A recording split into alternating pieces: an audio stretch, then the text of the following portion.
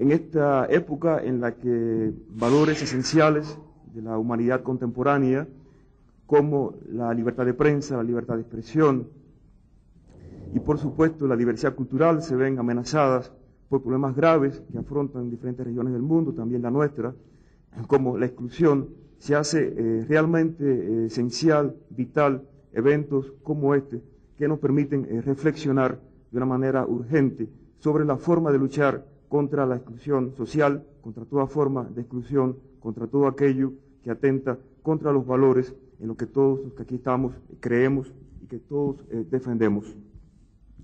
El otro gran honor, por supuesto, es el de poder ser moderador de una mesa en la que tan relevante, en la que tres personalidades de primer orden, de relevancia mundial, se van a referir a estos temas.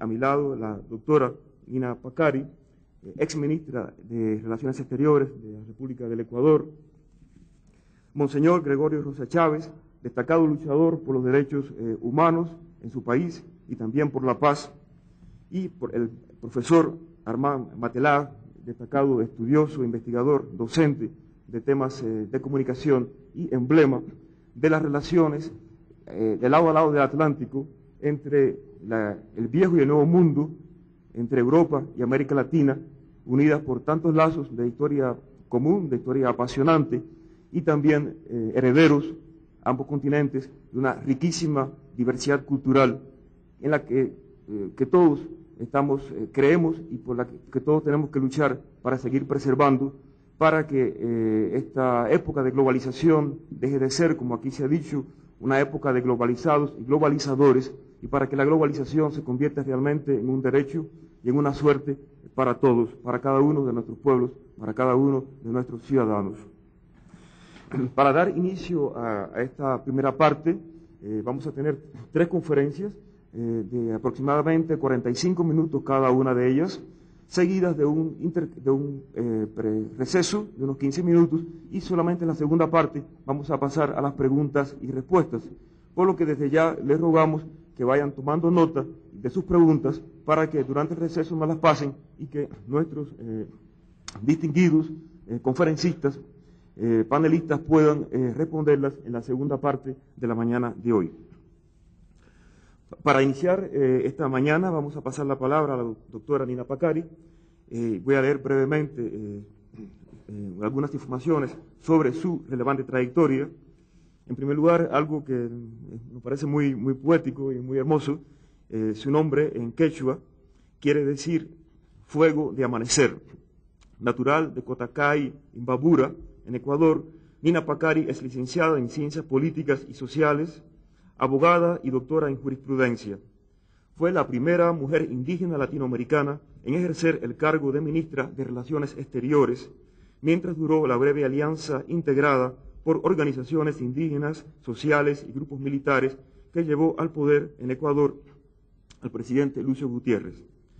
Durante el Foro Social de las Américas, realizado en Quito a fines de julio de este año, fue el rostro más reconocido del movimiento plurinacional Pachacutic Nuevo País.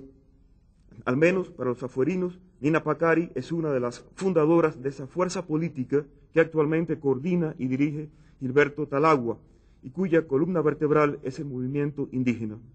Fue asesora jurídica de la Confederación de Nacionalidades Indígenas del Ecuador, CONAIE, de 1989 a 1993. Pachacutic lideró las grandes movilizaciones insurreccionales que derribaron al populista presidente Abdallah Bucaram en 1996 y al derechista Jamil Mawad en el 2000. La abogada Nina Pacari, de 43 años, fue diputada hasta hace muy poco, durante 2 periodos, y como tal llegó a la vicepresidencia del Congreso Nacional. Con ustedes, la palabra Nina Pacari. Señora ministra, tiene la palabra. Alipunja Mashikuna. Buenos días a todas y todos.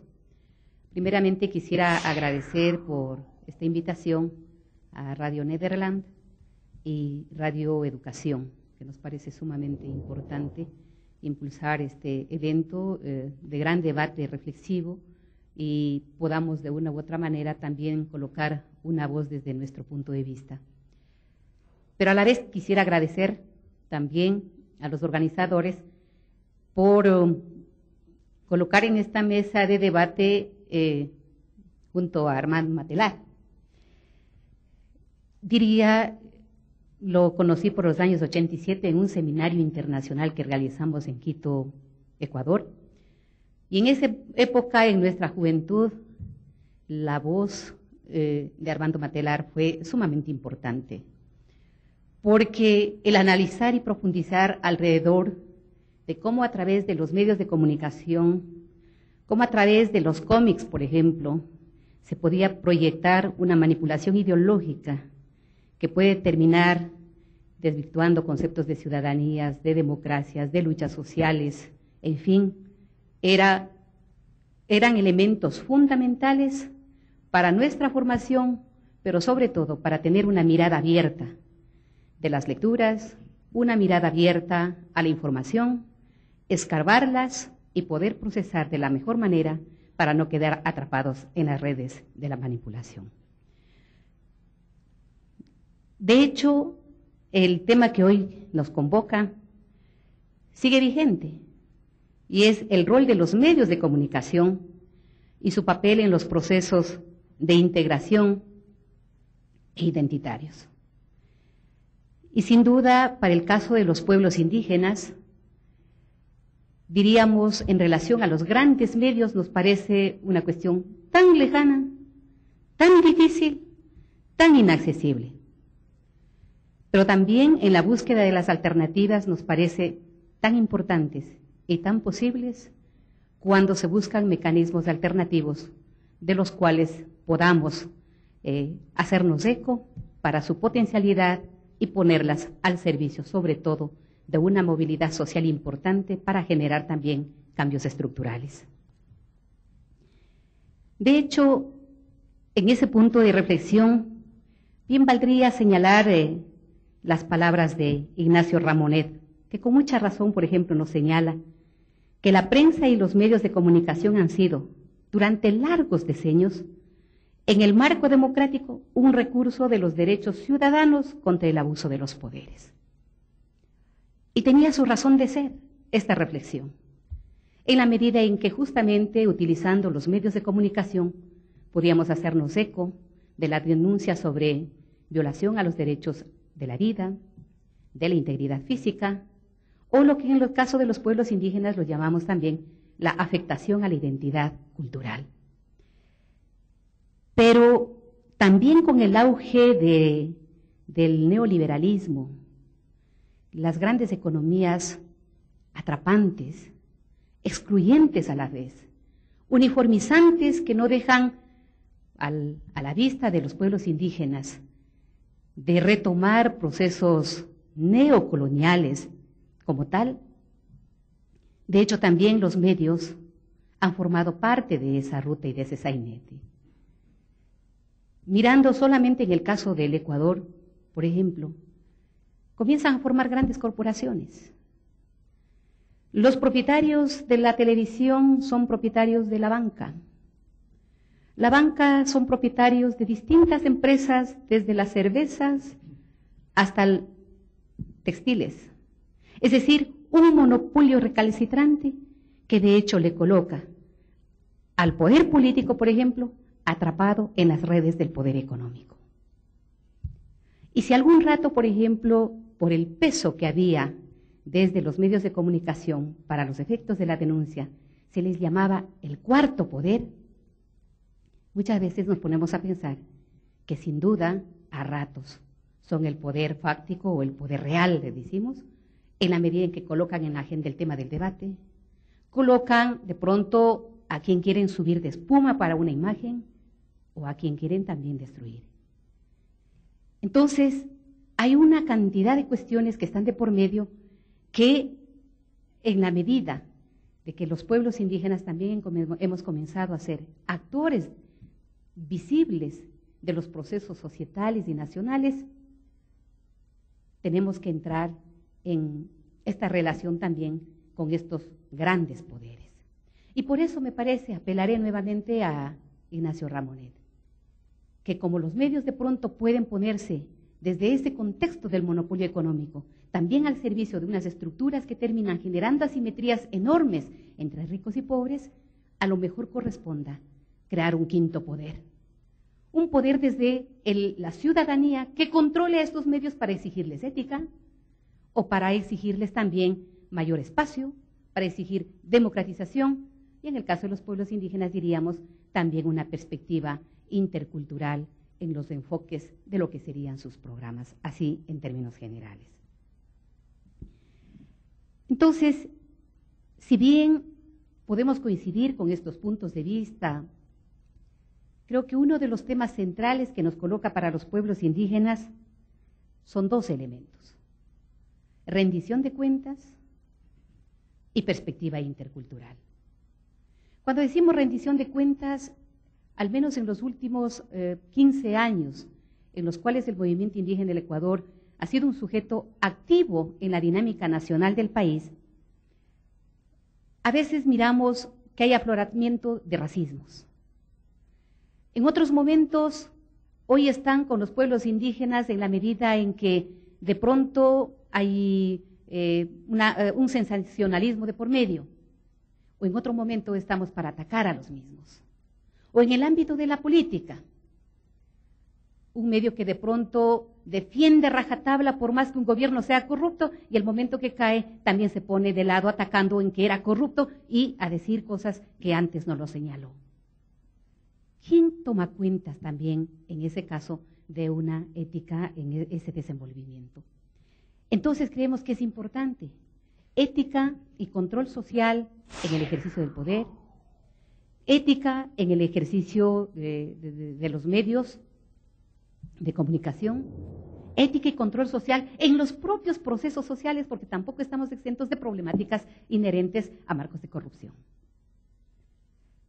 Y cuando señalaba el elemento de la interculturalidad, es que durante la década de los 90 ha habido toda una movilidad de la juridicidad indígena que se ha colocado en el marco de la Constitución política el reconocimiento del carácter de los estados como pluriculturales.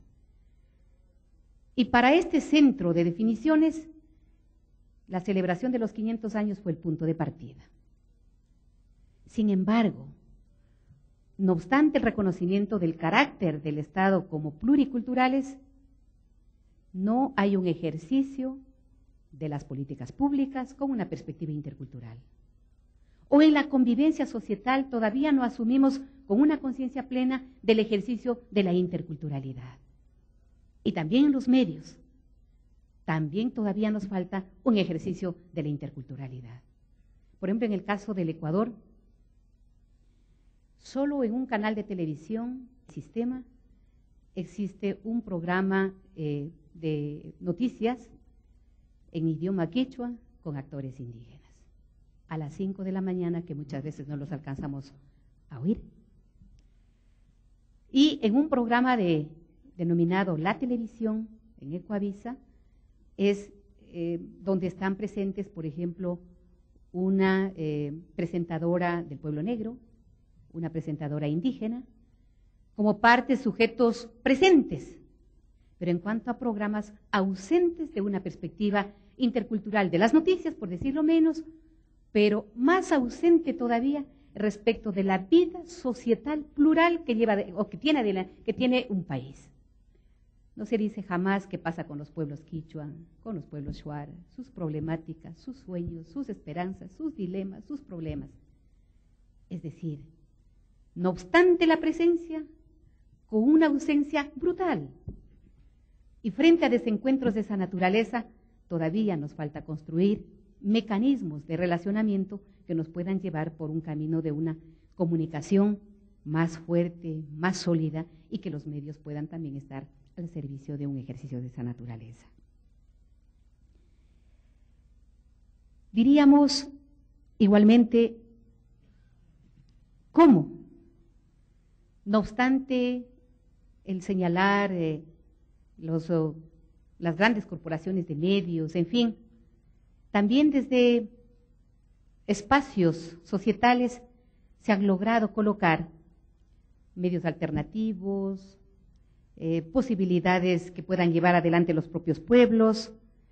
Y creo que eso ubica fundamentalmente a las radios como una mayor accesibilidad. Y en el caso del Ecuador y algunos países de la región andina, que es lo que conozco, por ejemplo, el hecho de las radios comunitarias han sido una de las sintonías no solo con la población indígena, sino también con sectores sociales organizados. Y que la radio ha cubierto al menos en los procesos expresos de los pueblos indígenas una tarea sin duda impresionante. Por ejemplo, caracterizando lo que fue en el caso del Ecuador, el levantamiento indígena de 1990, fueron las radios comunitarias o populares las que llevaron el entramado de la lucha societal, que muchas veces en la televisión solo aparecían como flashes informativos y muchas veces por lo corto de la presentación, sin dejar el condumio de la causa por la cual llevaban adelante una lucha a los pueblos. Y en el caso de las radios comunitarias, la concepción, en el caso del Ecuador, está desde una propiedad comunitaria, es decir, el patrimonio es comunitario, pero nació muerta. Nació muerta en la medida en que se caracterizaban por dos elementos. El uno es que no podía tener un radio de acción más amplia, sino lo que llegue expresamente medio a su comunidad. Y el segundo era que no tenía acceso a la publicidad, porque como era cultural y era comunitario, tenía que vivir simplemente como tal. Y nunca creció las radios comunitarias como debieran ser. Apenas en el año 2001, en el ejercicio de la legislatura, tuve que presentar la modificatoria a la ley para que las radios comunitarias puedan tener acceso a la publicidad. Y el gran debate y el temor de los políticos era, pero si los indios, sin radios de por medio y sin publicidad, han hecho lo que han hecho en el país, ¿qué harán ahora con una radio de por medio? Y de hecho los grandes medios, las grandes corporaciones, no faltó en declararme persona no grata, pero la lucha pudo más y finalmente logramos concretar en la legislación nacional la posibilidad de acceder a publicidad, que los réditos de esa publicidad puedan invertirse en la propia radio, en el personal, y si a más de ese crecimiento todavía habían mayores rentabilidades, pueda invertirse en capacitación y en infraestructura de la propia comunidad. Es decir, un sistema comunitario en medio de una legislación, a veces que podemos decir ya no es el sistema comunitario el que se tiene en el país, pero pueden convivir. Y de esa manera creo al menos poder posibilitar la potencialidad de los medios, sobre todo los alternativos. Pero en el camino nos encontramos con algunas dificultades. Ya cuando queremos acceder a las frecuencias de radio o televisión, resulta que ya todo ha estado copado. Es decir, llegamos casi a última hora por más que tengamos una norma que medio nos beneficie. Digamos, por eso fue necesario también en la norma constitucional, expresamente en la constituyente del 98, incorporar el acceso equitativo a las frecuencias de radio y televisión. Ojalá en el futuro podamos cambiar las asimetrías que tenemos, no solamente en condición patrimonial alrededor de los medios de comunicación como radio, televisión, prensa escrita, sino también a nivel de los contenidos que se puedan irradiar en estos programas. Diré de la experiencia que nos ha tocado vivir, que en las radios y fundamentalmente las alternativas, por así darle un nombre identificatorio, la mayor riqueza es que se coloca a la sintonía de la población. Y esto es programas de salud, programas de carácter agrícola, al menos en el boom de toda la medicina natural, de la bioenergética, hemos vuelto a colocar los temas ancestrales en relación a las más diversas actividades de la economía que también tenemos los pueblos indígenas. Entonces, eso, de hecho, ha contribuido fuertemente para que podamos nosotros también, como pueblos indígenas, cohesionar no solo desde la parte orgánico-estructural, sino también desde el desarrollo societal entendido en su dinámica económica como en su dinámica cultural e identitaria. Siendo este uno de los pasos dados alrededor del rol de los medios de comunicación y particularmente la radio y populares o alternativas, me parece pertinente señalar como una cuestión que de vivencia plena las acabamos de vivir en un hecho inédito.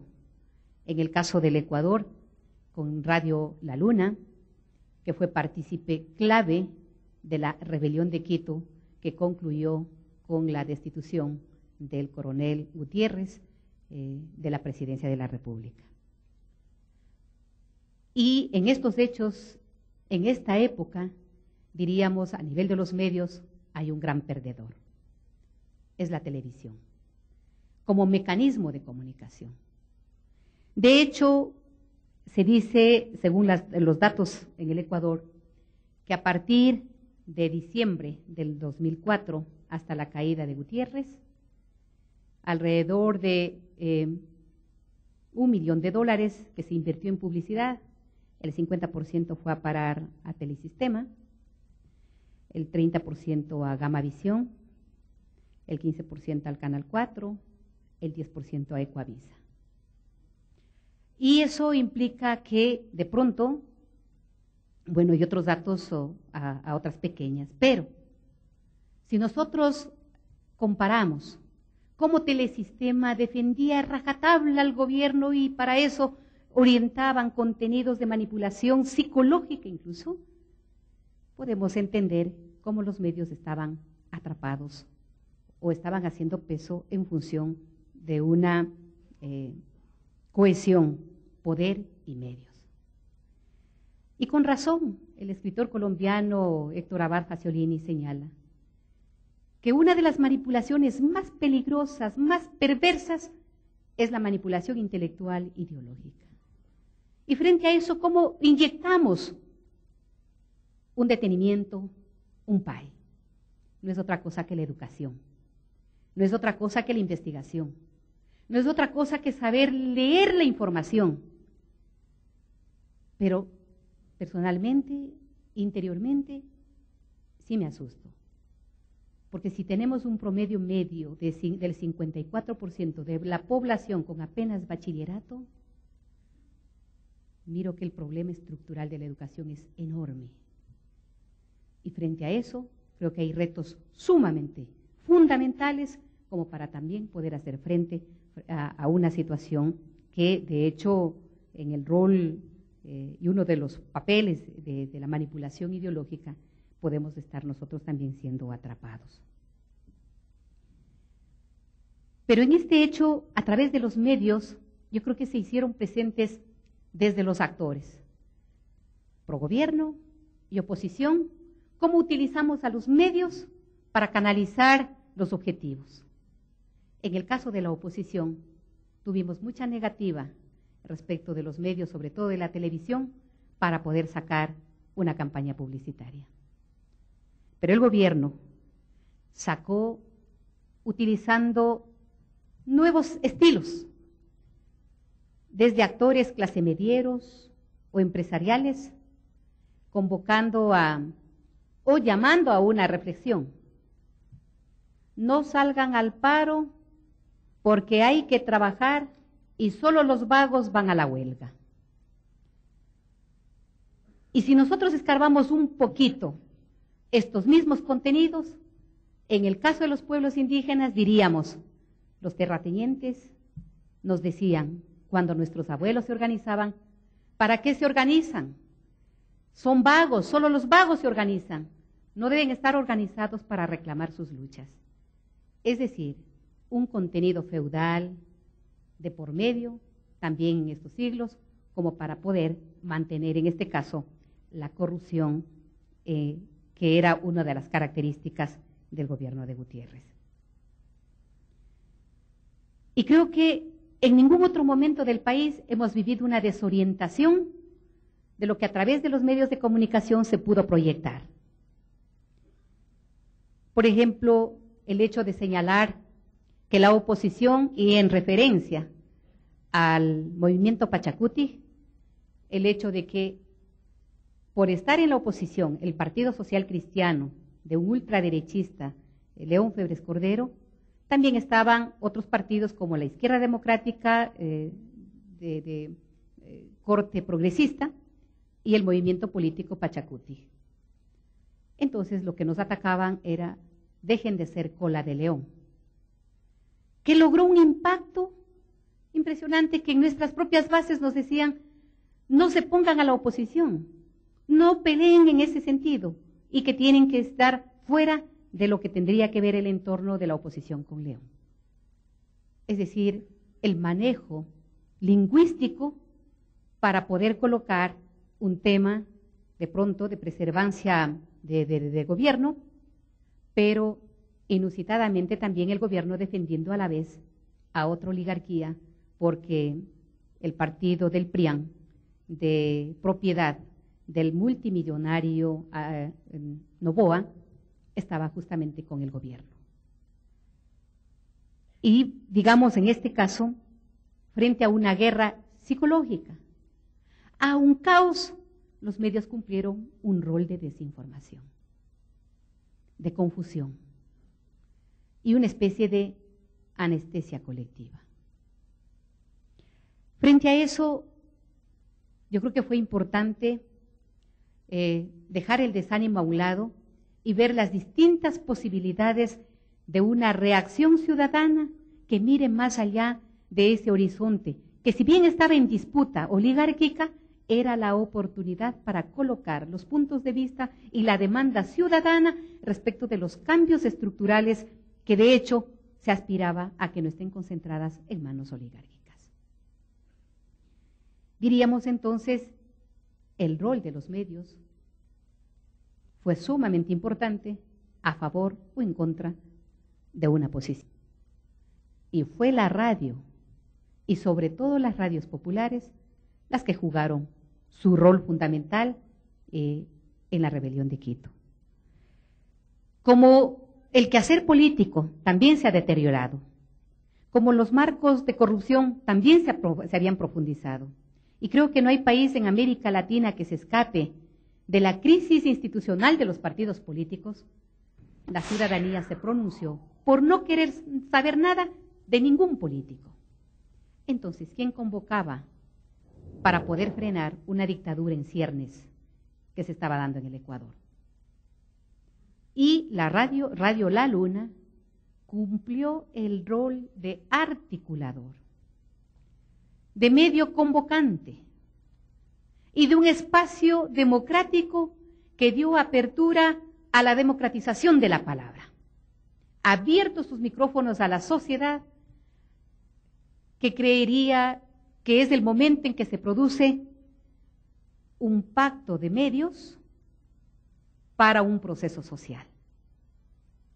Y ahí se pudo mirar la riqueza de la creatividad de los pueblos. Era a través de la radio abierta que daba una opinión y decía: hoy día podemos implementar la salida para combatirla, por ejemplo, a esta campaña de que no hay que ser vagos y hay que trabajar. Se procesó en la radio, desde la población, el hecho que vamos a trabajar, no somos vagos, pero vamos a protestar durante la noche. Y las protestas y los paros del día pasaron a la noche. Sorpresa para el gobierno. Calles repletas de una reacción social. Y creeríamos nosotros entonces que, siendo convocantes, canalizadora de las iniciativas, democratizadora del uso de la palabra como tal, también se puso en ejercicio el principio de la solidaridad, porque la radio fue amenazada con cerrar, tomaron medidas desde el gobierno para incendiar y fueron detenidos personas con todos los elementos que iban para incendiar la radio, y de hecho una reacción de la población que ni bien salía en la radio: necesitamos que estén en este sector, que está pasando una amenaza por la radio. La población estaba activa. Nunca habíamos visto una situación de esa naturaleza en el caso de Quito. Era para el asombro de propios y extraños lo que estaba ocurriendo en el caso del Ecuador. Frente a los medios como radio, televisión, prensa, agregamos los de nuevo tiempo, la red de internet, los celulares. Qué rol impresionante también alrededor de estos puntos. Por medio del internet no les conocíamos ni a quién convocaba, pero de pronto decían, a las 8 de la noche apaguen las luces y por lo menos en media hora hacer sonar las cacerolas. Y era de Quito entero, con un ruido de las cacerolas y al tono o al son de Fuera Lucio. Digamos, en este caso,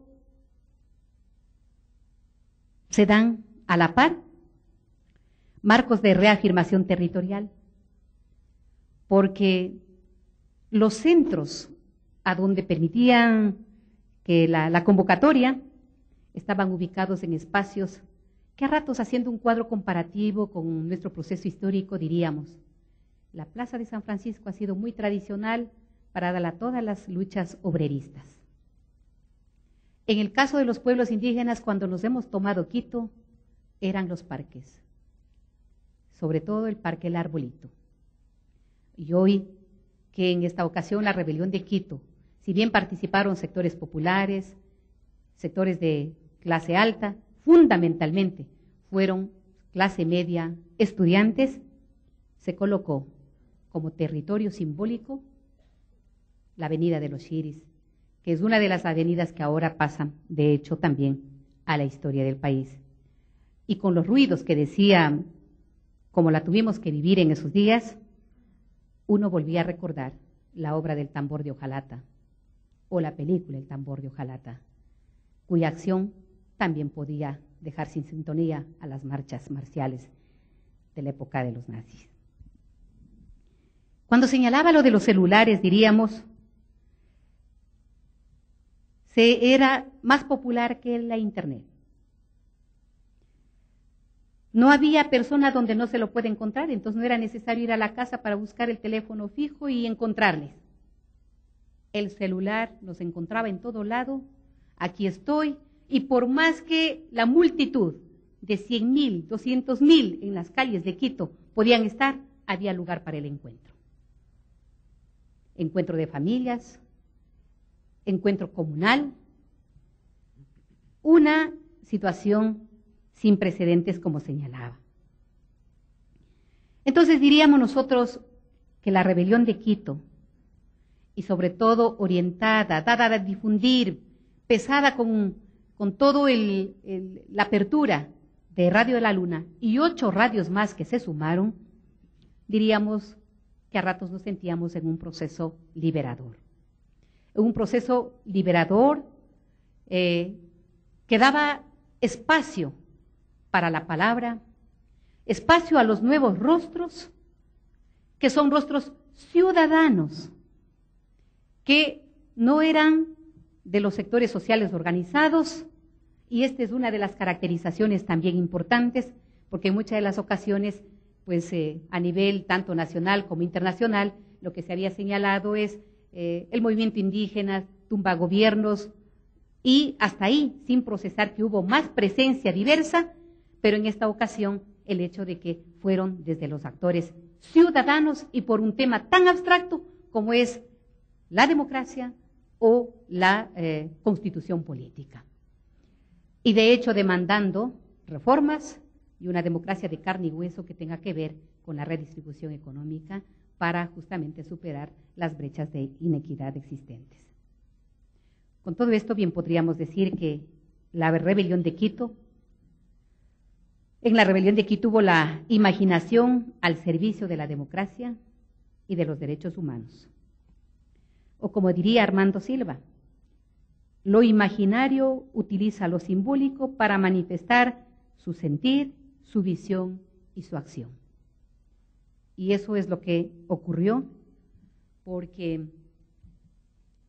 una noche se convocaba al cacerolazo, otra noche al reventón, y el reventón era llevar bombas de colores y a las 9 de la noche reventar con el horario de las 9 de la noche. ¿Y quién no oía Radio La Luna? Todos llevábamos incluso por la calle la radio para escuchar justamente esta emisora. Se llamó otra noche el tablazo. Para la noche siguiente estaba programado el mochilazo, que era el día en que salían los estudiantes. Creo que el gobierno se enteró a última hora del mochilazo, que a las 8 de la mañana recién dijo que no había clases, y justo ese día, 20 de abril, día del mochilazo, es cuando cae Gutiérrez. Entonces, en todo esto diríamos, ha habido elementos simbólicos que marcan el reposicionamiento territorial de una urbe como Quito, marca niveles conceptuales que cuando tienen una carga ideológica, que además de eso distorsiona el concepto, la población tuvo la capacidad de trastocar esa manipulación. El coronel, frente a una de las noches de manifestación frente a su casa, se dio en Quito. La respuesta o el reclamo fue: han estado unos forajidos reclamando al frente de su casa, violando el derecho al descanso privado. Por Radio La Luna, ese día viernes, una señora se presentó con la iniciativa y dijo: si han atacado a quienes estuvieron reclamando, protestando como forajidos, yo me declaro una forajida. ¿Y por qué no vamos llevando cartelitos y colocando en todo lado, en las tiendas, en los carros? Yo también soy un forajido. No se hizo esperar. El viernes por la tarde, Quito estaba inundado en sus almacenes, en los vehículos. Yo también soy un forajido. Entonces yo creo que el rol que cumplió la radio para canalizar, asociada a estas necesidades nacionales y sociales, construyó una forma de ser y de hacer, no solo de la movilización. Ahora en Quito estamos reflexionando porque habrá un antes y un después de los hechos de la rebelión de Quito, pacíficas, fuertes, inéditas, y que en ese sentido, diríamos, vivimos de manera colectiva un contagio social impresionante. Y por lo mismo es ahora señalar que, de hecho, en el caso de Radio La Luna y los medios que se sumaron, estuvieron con la fuerza de los hechos, con las razones culturales, con la memoria ciudadana, que en su conjunto bien podríamos decir que son procesos históricos en los cuales están presentes los hechos en sí, las circunstancias, la cultura y también está la historia. Y de manera concreta a todo este proceso llamarles como pactos de comunicación. Y que la radio y otros medios no sean solamente medios, sino de acuerdo al argot popular en el Ecuador se dice que lleguen a ser enteros. Y de esa manera puedan cumplir también un rol que esté, como decía casi al inicio, en sintonía con los sueños y con los requerimientos de la población.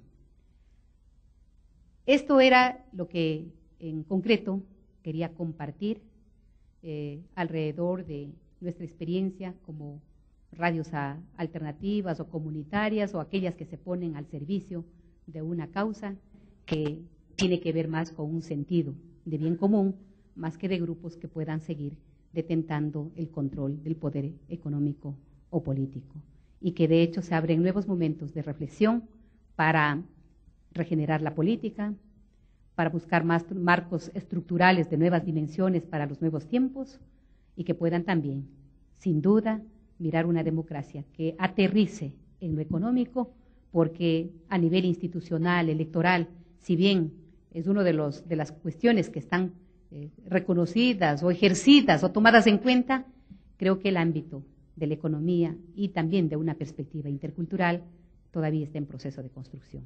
Muchísimas gracias.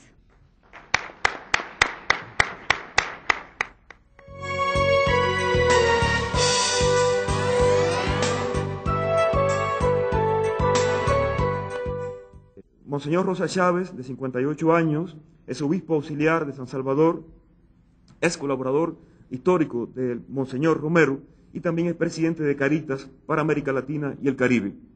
Además, es pieza clave en la promoción de propuestas no oficiales de reconstrucción. Desde su ordenamiento como sacerdote, en enero de 1970, ha mantenido una constante actividad para lograr el respeto de los derechos humanos de los más necesitados y siempre ha intercedido como mediador en diferentes tipos de conflictos. El más emblemático de los casos es el de los procesos de negociación durante el periodo de la guerra y en los últimos años su participación como mediador en conflictos sociales. Monseñor Gregorio Chávez ha sido recientemente galardonado con el Premio Anual de Derechos Humanos Herbert Anaya Sanabria por su destacada labor en defensa de tales derechos durante los últimos años. Para este religioso, el respeto de los derechos humanos es un elemento fundamental en el desarrollo de una democracia como la salvadoreña. Con ustedes, Monseñor Gregorio Rosa Chávez. Muchas gracias. Buenos días, amigos y amigas. Me siento muy feliz al participar en este congreso que trata sobre procesos de integración, identidad y medios de comunicación. En cierto modo es como una recompensa que llega 30 años después del curso de capacitación en Hilversum, al que no pude asistir en 1975 porque mis conocimientos del idioma inglés no eran suficientes. Sin embargo, tuve un excelente profesor de radio, era un sacerdote benedictino holandés, el que fundó Radio Veritas en Filipinas para toda Asia, quien me enseñó una linda definición de radio. La radio es una compañía discreta para gente distraída. Por eso me decía, uno debe hablar en tono coloquial, con lenguaje sencillo, teniendo en cuenta a los oyentes que se incorporarán a la audiencia a lo largo del programa y por tanto resumiendo de vez en cuando las ideas principales, como hizo hoy nuestro moderador. Lo tuve presente cuando al volver a mi país 2 años más tarde, con mi licenciatura en comunicación, realizaba una entrevista semanal a Monseñor Romero para la Radio Católica de San Salvador. Era realmente extraordinario saber que el pastor entraba en la casa de la gente, no como el profeta de fuego de las homilías dominicales, sino como el amigo que va de visita. Estamos aquí cuando acaban de terminar 7 meses de crisis en la Organización de Estados Americanos, y en un momento en que se discute con pasión sobre los tratados de libre comercio que los gobiernos de los países centroamericanos pretenden firmar con los Estados Unidos. Estamos aquí cuando la idea de un tratado de libre comercio para las Américas, el ALCA, parece, gracias a Dios, destinada al fracaso. Estos temas los hemos seguido atentamente los obispos del continente con una pregunta que nos parece vital. ¿Cuál es el modelo de desarrollo que subyace detrás de tales tratados? En el caso centroamericano, la pregunta va acompañada de una convicción. Estos tratados, tal como están planteados, nos traerán a lo sumo empleo precario como el de las maquilas, en las que se paga aproximadamente $5 diarios a las trabajadoras y trabajadores.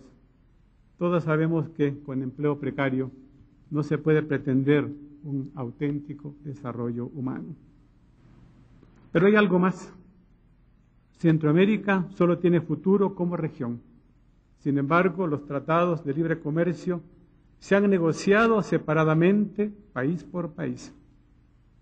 Por si existe duda acerca de los males que nos van a traer si se ratifican, baste este ejemplo. El gobierno de Guatemala fue obligado a modificar su legislación sobre los medicamentos genéricos, restringiendo así el acceso de los pobres a estas medicinas baratas, y todo para estar a tono con lo que habían negociado los países vecinos. Todo esto sucede en un mundo que ha entrado en un proceso irreversible, pero muy ambiguo, de globalización, sobre todo económica y cultural. Es un proceso ambiguo porque en el campo económico ha aumentado la brecha entre ricos y pobres, y en el cultural, la invasión de los productos culturales de los Estados Unidos, que nos llegan sobre todo a través de la televisión, está atropellando sin misericordia los valores de las culturas latinoamericanas. En efecto, a la riqueza de nuestras culturas se le está oponiendo, quizá sea mejor decir, se le está imponiendo, otra escala de valores como el materialismo, el individualismo, el hedonismo y el consumismo. ¿Resistirán nuestros pueblos tal embate? Es la pregunta ineludible por la conservación de la identidad cultural. Mi charla tendrá dos partes. La primera es una presentación de Monseñor Romero como mártir de la comunicación social, como colega de todos nosotros. Hace un mes, mi buen amigo José Cepeda, director del Departamento Latinoamericano de Radio Nederland, me invitó a una entrevista en vivo en la matinal de la famosa emisora internacional holandesa en Hilversum para hablar de Monseñor Romero y de la muerte de Juan Pablo II, exactamente el día de sus exequias.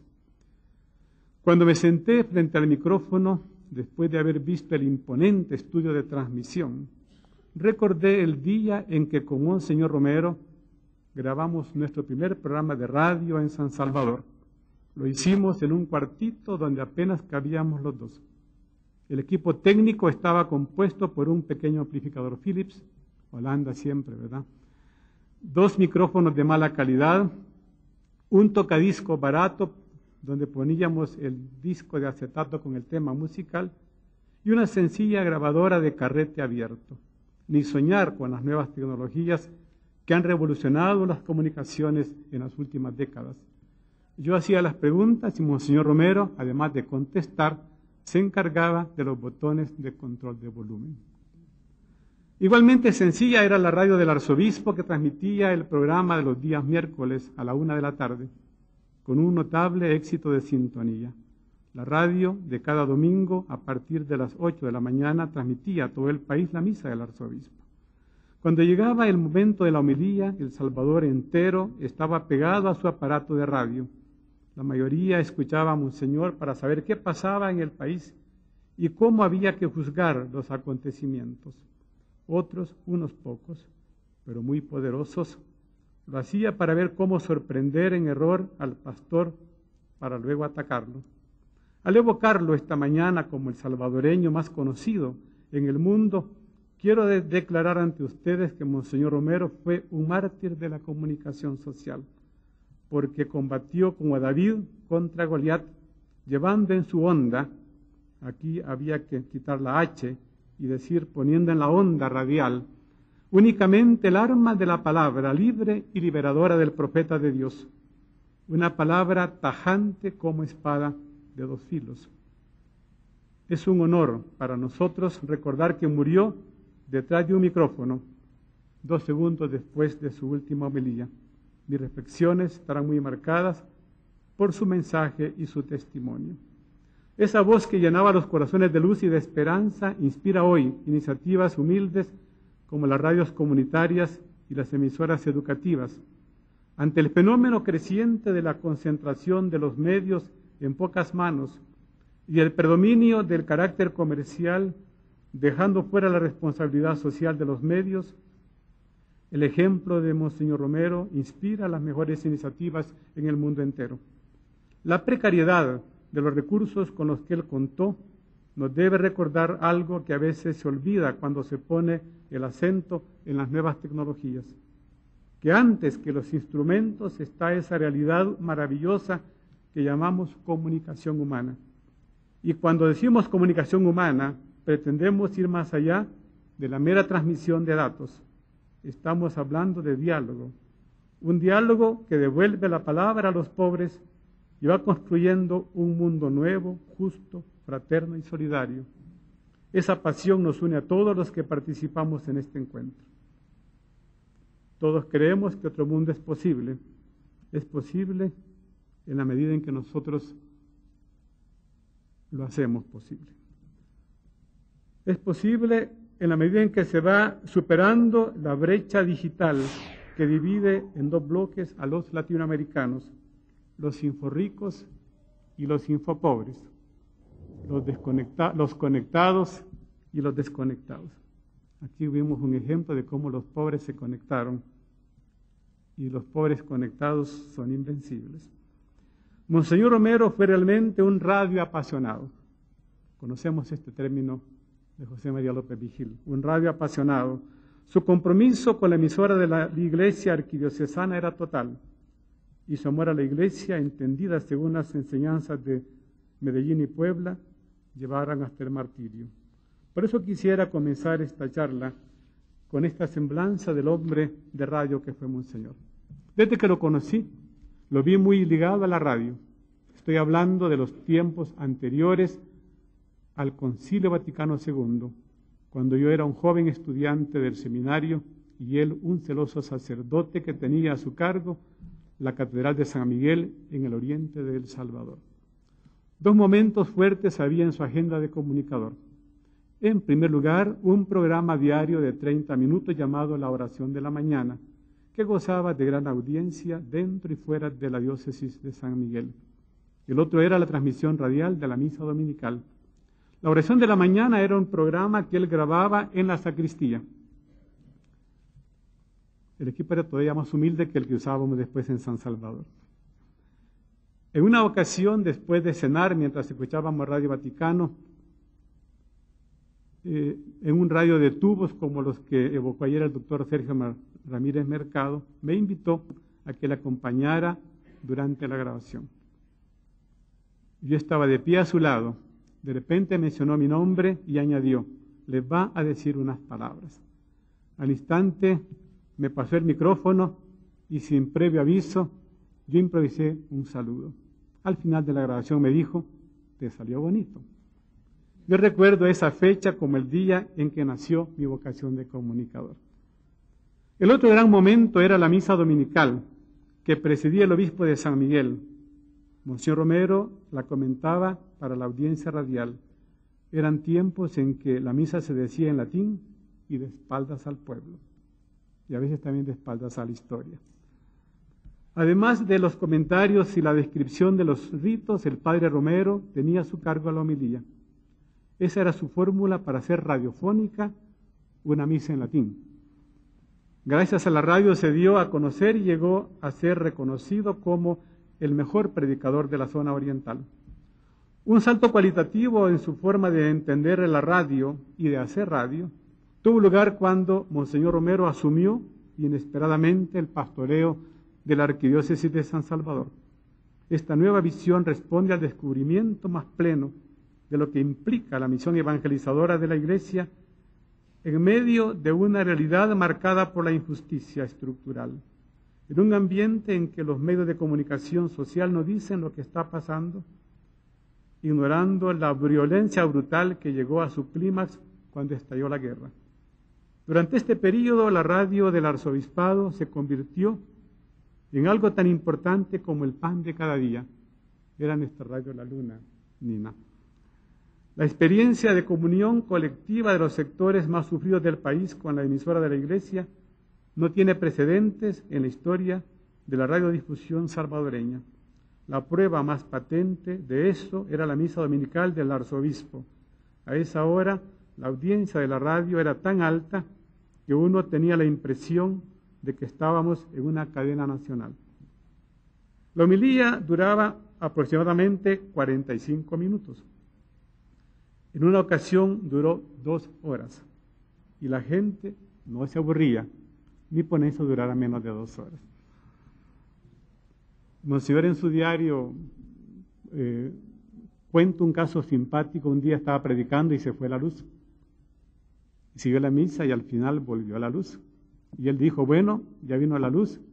¿Quieren oír los hechos de la semana o ya nos vamos? Y todo el mundo se quedó escuchando la homilía a la hora de los avisos parroquiales.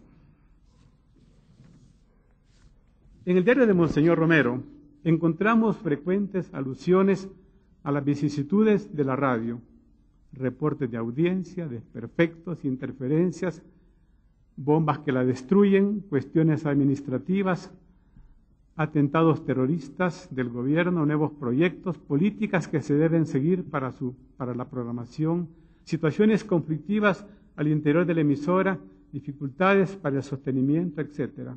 Como dije hace unos minutos, él era un radioapasionado. También hay muchos comentarios acerca de la entrevista semanal y una síntesis de las homilías dominicales. Es muy frecuente, asimismo, la referencia al contacto con la prensa extranjera que visita El Salvador. Una nota desoladora es que la prensa nacional casi nunca se hizo presente, lo cual explica por qué las homilías de Monseñor Romero dedican un espacio tan importante a la información. Así lo reconoce un periodista que fue jefe de redacción del diario más importante del país, al explicar cómo se hacía periodismo en los primeros años de la guerra. Cito: se informaba sin mucho afán de balance. Buena parte de la información era casi textualmente extraída de los boletines de prensa del ejército y en algunas ocasiones, para no comprometerse, el periódico se apoyaba en los servicios cablegráficos internacionales para reportar hechos nacionales. Recuerdo una vez, ya en tiempos de Monseñor Rivera, me tocó la homilía y un periódico bastante abierto, yo visité al director al día siguiente, me dice: mira, quiero saber qué dijiste tú ayer en la catedral. Aún no me ha caído el cable internacional. Estábamos a 2 cuadras de la catedral y él esperaba el cable para saber qué dijimos en la homilía dominical. En el diario de Monseñor Romero, en tiempos de Monseñor Romero era peor, pues los temas de interés social estaban prácticamente ausentes en los grandes medios de comunicación. Los noticieros de la televisión, tal como se conocen hoy, todavía no existían. Eran más bien páginas de acontecimientos sociales. Quién se casó, quién cumplió años y cosas por el estilo. Solo la radio estaba más abierta a la candente problemática del país. Esto explica por qué las homilías de Monseñor Romero dedican tanto espacio a informar al país de hechos que si no pasarían inadvertidos. 2 instancias le apoyan en este aspecto: la Secretaría de Comunicación Social, donde estaba presente yo, que recoge y sistematiza la información de la semana, y un grupo de asesores que le ayudan a interpretar la realidad nacional. Se trata de saber qué pasa en el país y de saber iluminar esa realidad desde el Evangelio y la doctrina de la Iglesia. Concluyo esta primera parte recalcando que Monseñor Romero es un ejemplo a seguir. Es el hombre comprometido con la verdad y con la justicia. Es el educador que va transformando a la masa en pueblo. Él mismo lo dijo en una memorable homilía, es una cita bellísima. Dijo Monseñor el 5 de enero del 78, Dios quiere salvarnos como pueblo, no quiere una salvación aislada. De ahí que la iglesia de hoy, más que nunca, está acentuando el sentido de pueblo. Y por eso la iglesia sufre conflictos, porque la iglesia no quiere masa, quiere pueblo. Masa es el montón de gente. Cuanto más adormecidos, mejor. Cuanto más conformistas, mejor. La iglesia quiere despertar en los hombres el sentido de pueblo. ¿Qué es el pueblo?, pregunta Monseñor, y nos da esta bella respuesta que es todo un programa. Pueblo es una comunidad de hombres y mujeres donde todos conspiran al bien común.